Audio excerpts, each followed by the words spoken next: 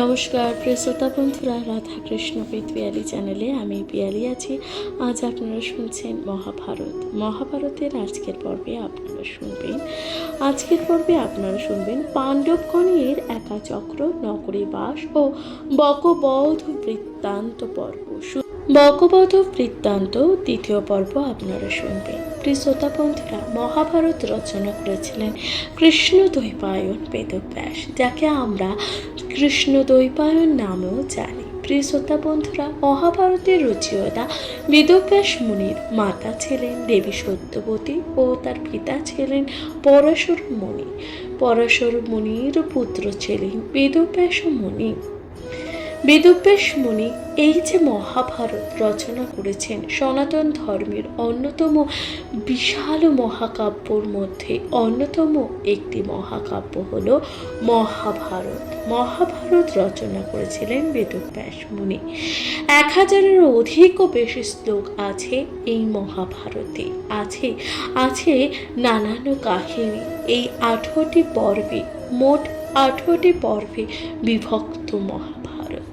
18টি পর্বে শুধুই আছে পাণ্ডব ও কুরু বংশের নানান রকম কাহিনী এবং ছলনার কথা, নানান যুদ্ধ বিগ্রহ, সর্বোপরি কুরুক্ষেত্রের যুদ্ধের কথা যা বর্ণিত আছে।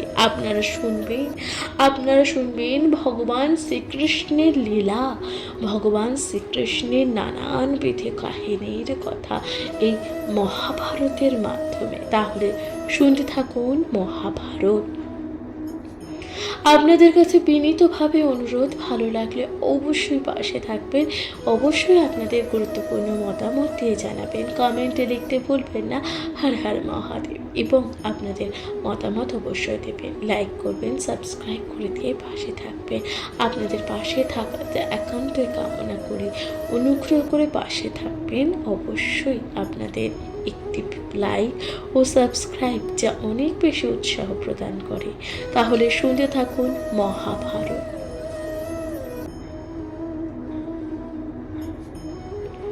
মহাভারতে আপনারা শুনছেন আদি পর্ব। প্রথম পর্ব আদি পর্বে শুনবেন পাণ্ডবগণের একাচক্র, নগরে বাস ও বকবধ বৃত্তান্তের কাহিনী। দ্বিতীয় অধ্যায়।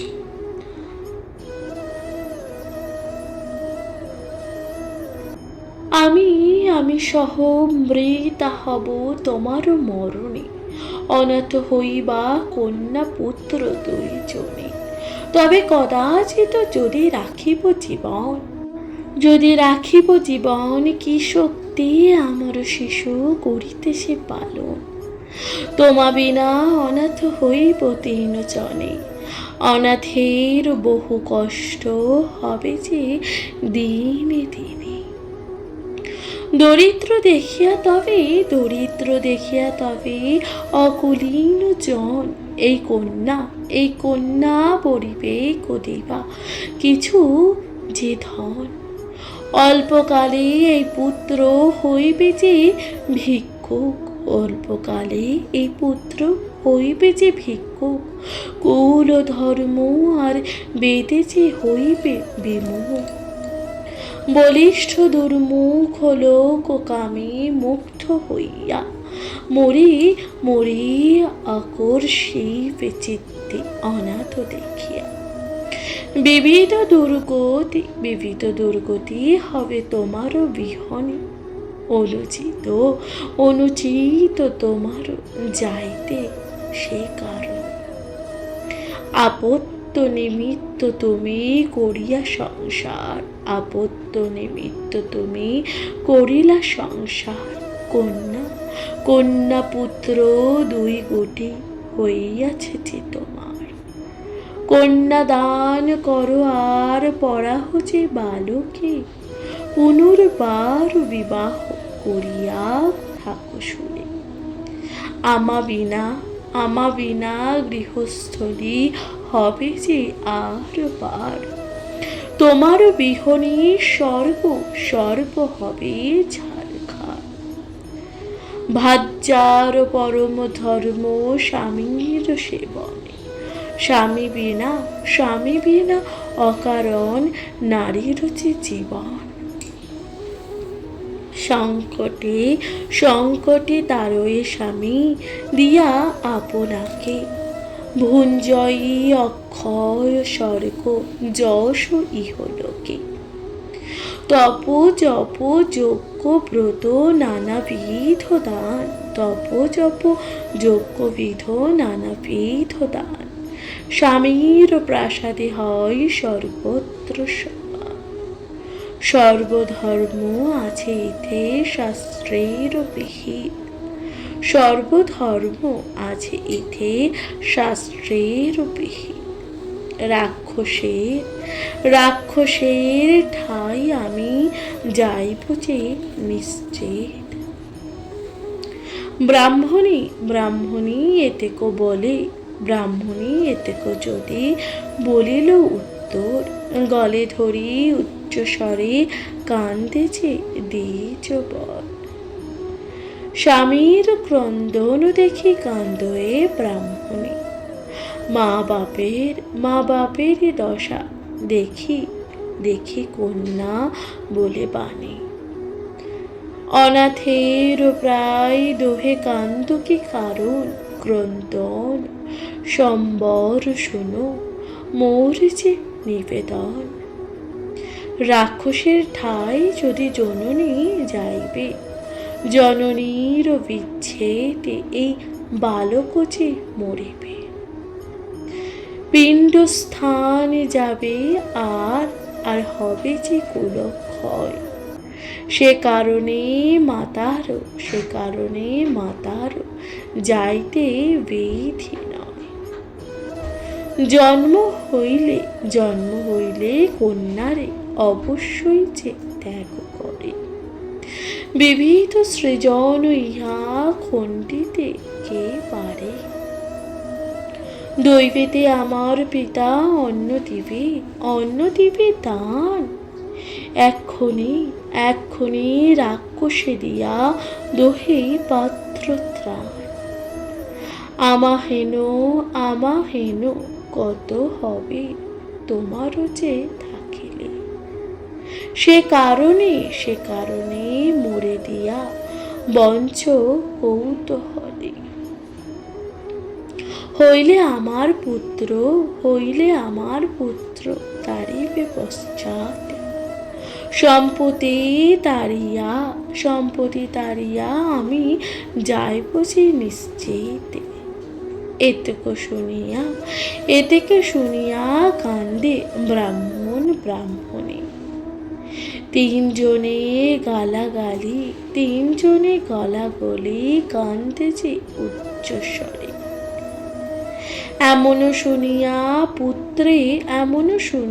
পুত্র তিনির ক্রন্দন, মুখ হস্ত দিয়া করে সবার যে বারণ।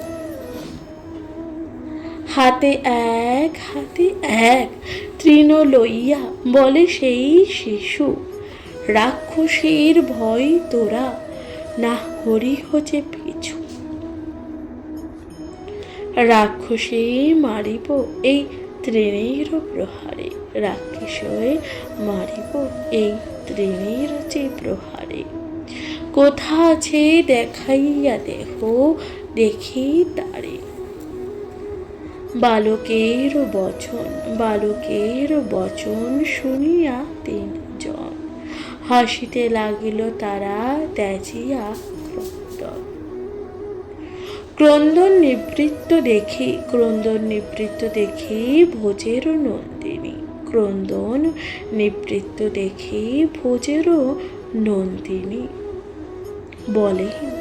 বলেন ব্রাহ্মণের প্রতি সকরুণ যে বাণী।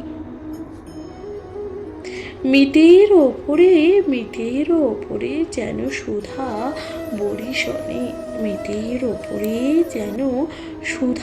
বরিশনে।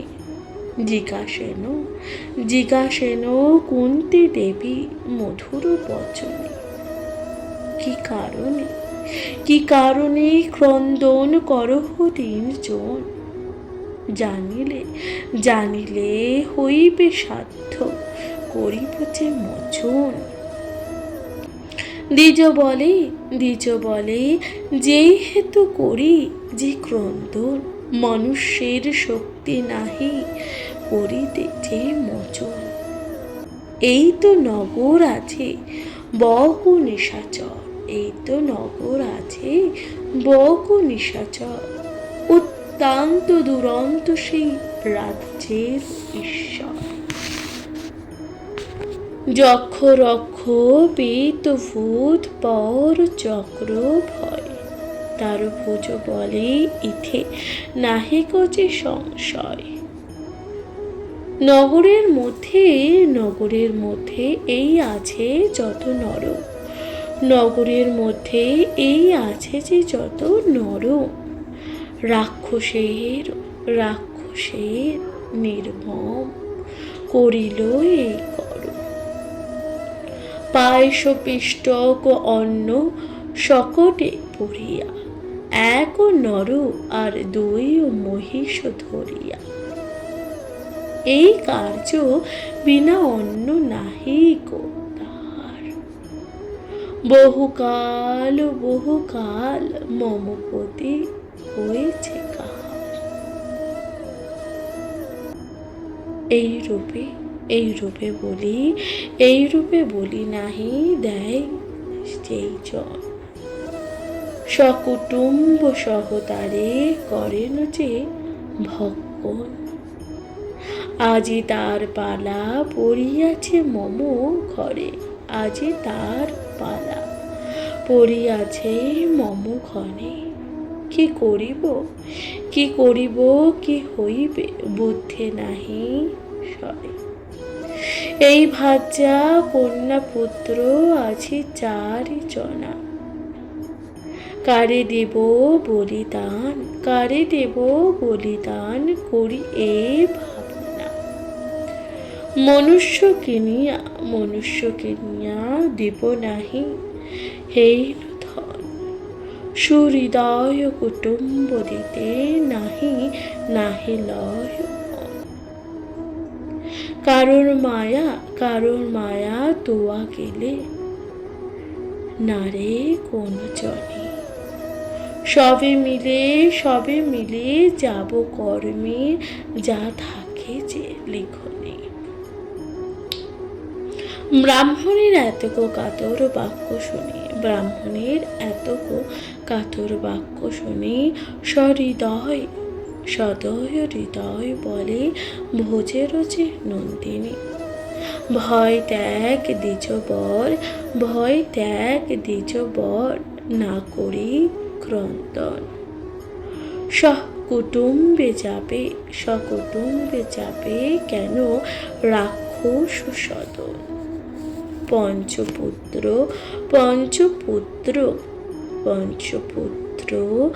আছে মম, শোনো হে ব্রাহ্মণ। পঞ্চপুত্র আছে মম, শোনো হে ব্রাহ্মণ। এক পুত্র দিবে আমি তোমার যে কারণ। ব্রাহ্মণ তখন বলিল ভালো করে বিচার করো। অতিথি ব্রাহ্মণ আছে আশ্রম আমার, আপনার প্রাণ হেতু করিব যে কর্ম। লোকে অসম্ভব হবে মজিবে যে ধর্ম। আত্মা দিয়া দ্বিজ রাখে বেদ শাস্ত্র কয়, দ্বিজ দিয়া আত্মরক্ষা উচিত না হয়। অজ্ঞানে ব্রাহ্মণ বধে নাহি প্রতিকার, জ্ঞানেতে করিব হেন কর্ম দুরাচার। কুন্তী বলিলেন যে কহিলা দ্বিজমুনি, মম অগোচর নহে সব আছে জানি। লোকের বেদনা মম না সহে যে পরাণে, লোকের বেদনা মম না সহে যে পরাণে। বিশেষ ব্রাহ্মণ, দুঃখ সহিব যে কেমনে। দ্বিজ বলে হেন বাক্য, না বলিব যে মরে। এ পাপ ভুঞ্জিব আমি যুগ যুগান্তরে। নিঃশব্দে বলেন কুন্তী, শোনো শোনো দ্বিজবর। আমার তনয় গণ মহাবলধর। রাক্ষসে খাইবে হেন, না করিহ মনে। রাক্ষস সংহার হইল মম বিদ্যমানে। বেদবিদ্যা বুদ্ধি বলে মম পুত্রগণ।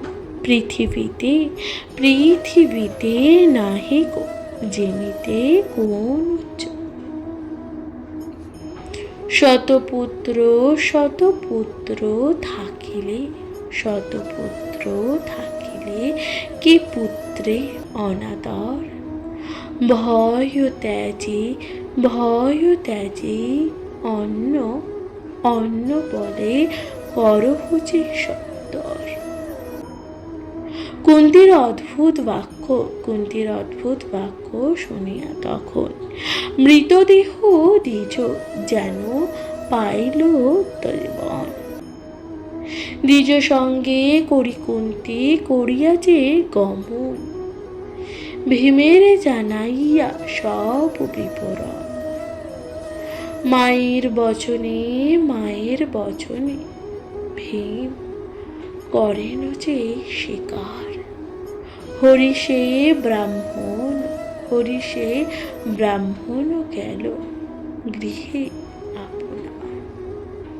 কতক্ষণ আইলে ভাই চারিজন। যুধিষ্ঠির শুনিলেন সব যে বিবরণ।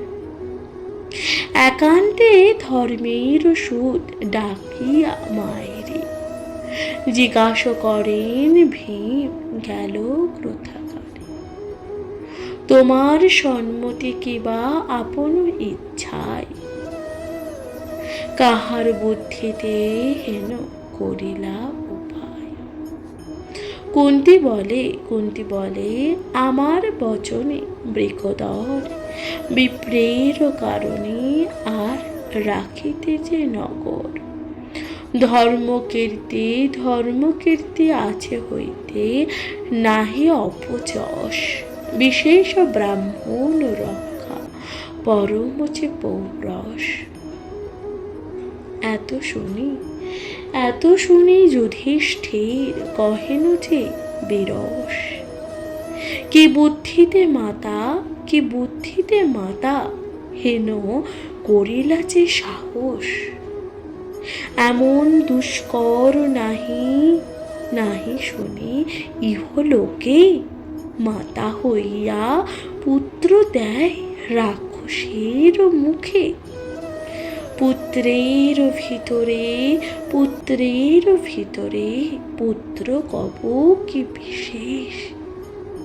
সব প্রাণ রাখিয়াছি তাহার যে আশ্বাসে। ভিক্ষা মাগি প্রাণ রাখি যথা তথা বাস। পুনরাজ্য পাব বলি যার বলে আশ। যার ভুজ বলে নিদ্রা না যায় কৌরবে। যার তেজে যত গৃহ রক্ষা পায় সবে। অর্থাৎ আপনারা শুনছিলেন এই যে বকাসুরের কাহিনী, বকাসুরকে কিভাবে বধ করবে। অর্থাৎ ব্রাহ্মণ ও ব্রাহ্মণী যেখানে থাকতো সেখানে এক বকাসুর বলে এক দৈত্য, এক রাক্ষস তাদেরকে অত্যাচার করত। প্রতিদিন সেই বকাসুরকে একজন করে মানুষ পাঠাতে হতো যাকে সেই বকাসুর ভক্ষণ করত। এই এমত অবস্থায় যখন সে ব্রাহ্মণ ও ব্রাহ্মণীর পালা আসলো তখন সে ব্রাহ্মণী কাঁদতে লাগলো কাকে পাঠাবে। এমত অবস্থায় তখন দেবী কুন্তী সে কান্না শুনেই সেখানে পৌঁছালেন। এবং পৌঁছে তিনি সমস্ত বৃত্তান্ত শুনলেন। কান্নার কারণ কিসের জন্য সে সমস্ত কথা শোনার পর দেবী কুন্তী তখন সেই ব্রাহ্মণ দম্পতিদের বললেন, আমার এক পুত্র আমি আপনাদের জন্য সাহায্যের জন্য পাঠাবো। আমার পুত্র যাবে রাক্ষসের কাছে। অর্থাৎ দেবী কুন্তী বৃকোদর অর্থাৎ ভীমকে পাঠাতে চাইছিলেন রাক্ষসের কাছে, এই কথাই বলা হচ্ছে। শুনতে থাকুন তারপর কি বলছি। স্কন্ধে করে নিল সভা হিড়িম্বর বনে, হিড়িম্বেকে মারিয়া কহিল সভারও রক্ষণে। হেন পুত্র দিলা তুমি রাক্ষস ভক্ষণে, আমারও বাঁচিবে আর কিসেরও কারণে। গর্ভধারী হয়ে ইহা কেহ নাহি করে, বেদিতে নাহি কো নাহি সংসার ভিতরে। রাজারও দুহিতা তুমি রাজারও যে মহিষী, দুঃখ পেলে হতবুদ্ধি হইলা বনবাসী। কুন্তী তখন বলে, যুধিষ্ঠির না ভাবিও তাপ, মম অগোচরে নহে নহে ভীমের যে প্রতাপ। অযুত হস্তির পল ধরে তার কল পরে, ভীমে পরাজয় করে নাহিক যে সংসারে। জন্মকাল পরাক্রম শুনুহু যে তাহার, প্রসেবিয়া ইতে শক্তি নহিল যে আমার। কিছু মাত্র তুলিপুন ফেলাইল যে তারে, গিরিশৃঙ্গ চূর্ণ হইল ভীমের যে আস্ফালনে। বরণাবতীতে তুমি দেখিলা নয়নে, চারি হস্তে তুল্য যে তোমারে চারি জনে। আমার সমা সবারে লইবে যে স্কন্ধে করে, হিড়িম্বা হিড়িম্বা লইল বলে হিড়িম্বে সংহারে। ভীম পরাক্রম পুত্র আমি জানি তার ভারে, রাক্ষস সংহার হবে ভীম ভোজ বলে। উপস্থিত ভয়ে ত্রাণ করে যেই জনে, তাহা সম পুণ্য বাপু না করি যে গগন। বিশেষ গোবিপ্র হেতু হেতু দেবে নিজ প্রাণে, আপনারে আপনাকে দিয়া নিচে করিবে কুচে ত্রাণ। রাজ্য রক্ষা নিজ রক্ষা আর যে পৌরস, আর যে পৌরস। হেন কর্ম কেন তুমি হইলা যে বিরস। মায়ের এমন নীতি শুনিয়া বচন, ধন্য ধন্য বলিলেন ধর্মের যে নন্দন। পর দুঃখে দুঃখী তুমি দয়ালু হৃদয়, তোমা বিনা হেন বুদ্ধি অন্যেরও কি হয়। পরপুত্র প্রাণ হেতু নিজ পুত্র দিলা, ব্রাহ্মণের এ সংকট রক্ষণ করিলা। তোমার পুণ্যেতে নিজ তরিব যে বিপদ, রাক্ষস মারিব ভীম তোমার যে প্রসাদ। আর এক কথা মাতা কহে দ্বিজ বরে, এসব প্রচার যেন আর না হয় নহরে। তবে কুন্তী কহিলেন তথ্য সে ব্রাহ্মণে, বলি ভোজ্য করি দেব ততক্ষণে। নিশাকালে বৃকোদর শকটে চড়িয়া, যথাবশে বনে বক উত্তরিল গিয়া। রে বক নিশাচর আইল সত্তর, এত বলি অন্ন খান বীর ভবতার। নাম ধরি ডাকেতে ক্রোধেতে থর থর, বীর আনসে যেন পর্বত শিখর। মহাকায় মহাবেশ মহাভয়ঙ্কর, চলিতে ভিতরে খেতি চরণ যে ভরে। অন্ন খায় বৃকদর দেখে বৃত্তমান, ক্রোধে দুই চক্ষু যেন অরুণ সমান। ডাকো দিয়া বলে বক, আরে দুষ্ট মতি, মনুষ্য হইয়া কেন করিস যে অনীতি। কুটুম্বের রাক্ষসে খাইবি তোর দোষে। এত বলি নিশাকালে, এত বলি নিশাকালে ধাই অতি রসে। রাক্ষসের বাক্যে ভীম না শুনিলা কানে, পৃষ্ঠ দিয়া তারি অন্ন পুরেন পথনে। দেখি ক্রোধে নিশাচর করেন গর্জন, ঊর্ধ্ববাহু করিধায় অতি ক্রোধ যে মন।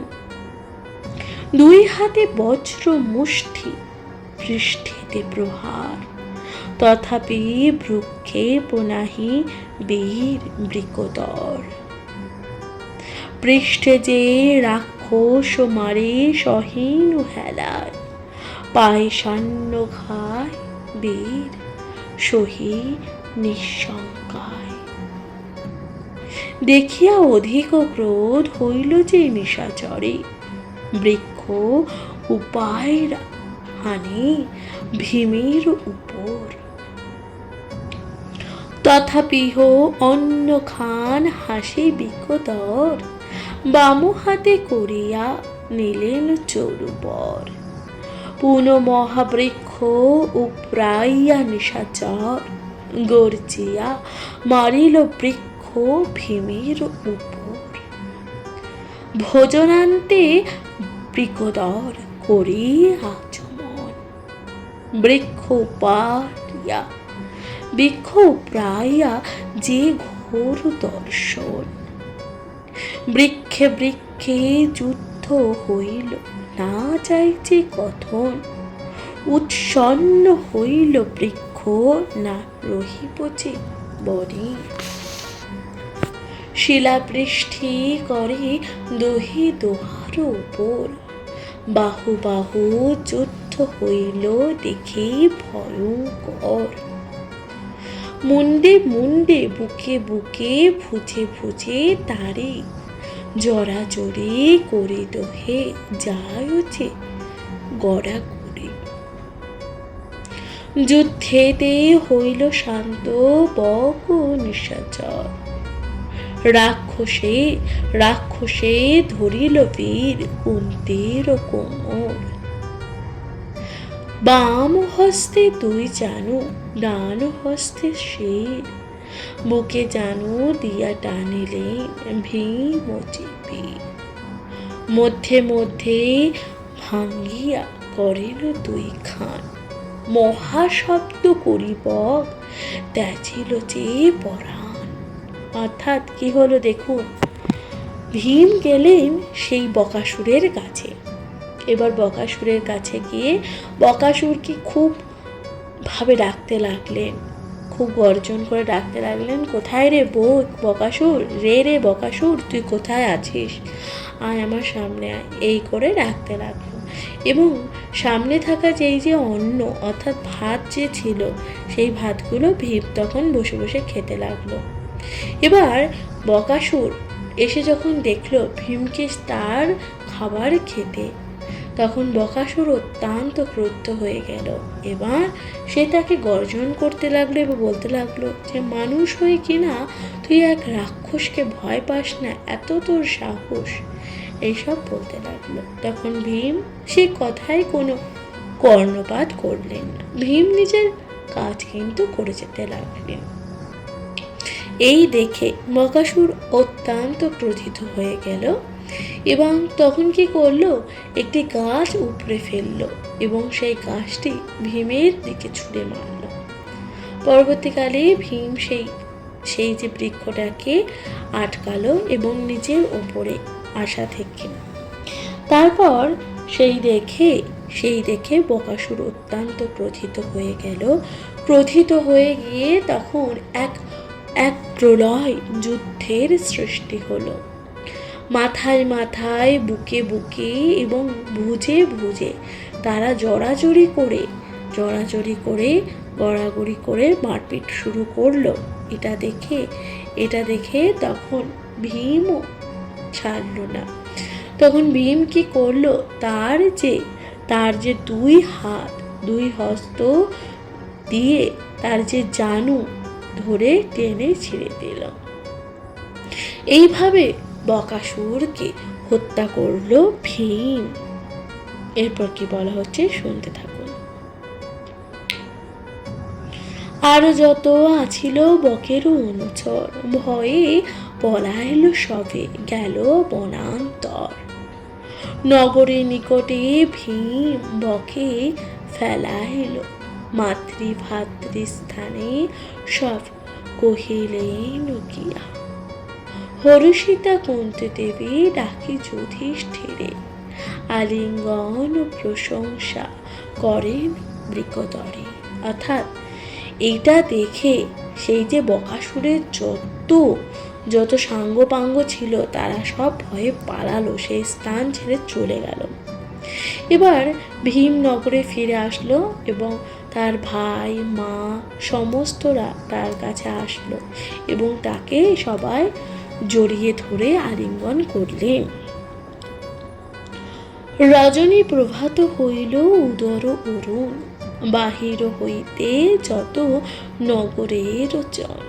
দেখিয়া সকল লোক হইল যে চমৎকার, পড়িয়াছে বক যেন পর্বতের আকার। কেহ বলে কর্ম করিছে যে জন, কেহ বলে নিষ্কণ্ঠক হইল সর্বজন। পরম দুষ্যন্ত দুরন্ত বক সদা সদা হিংসা করে, আপনার পাপে দুষ্ট এত দিনে মরে। তবে সব বিচারিয়া নগরের জন, তদন্ত করহ বকে কে কইল যে নিধন। অর্থাৎ সেই যে বকাসুরকে যখন নিধন করলো তখন একে একে নগরের যত লোকজন ছিল তারা সকলে বেরিয়ে আসতে লাগলো এবং তারা দেখতে লাগলো সেই যে বকাসুর মাটিতে পড়ে আছে। এবার এটা দেখে তারা অত্যন্ত চিন্তিত হয়ে গেল এবং তারা আলোচনা করতে লাগলো, কে এই দানব বকাসুরকে মারলো, কার এত বড় ক্ষমতা আছে, কে মারলো। এই করে তারা তখন একে অপরকে বলাবলি করতে লাগলো।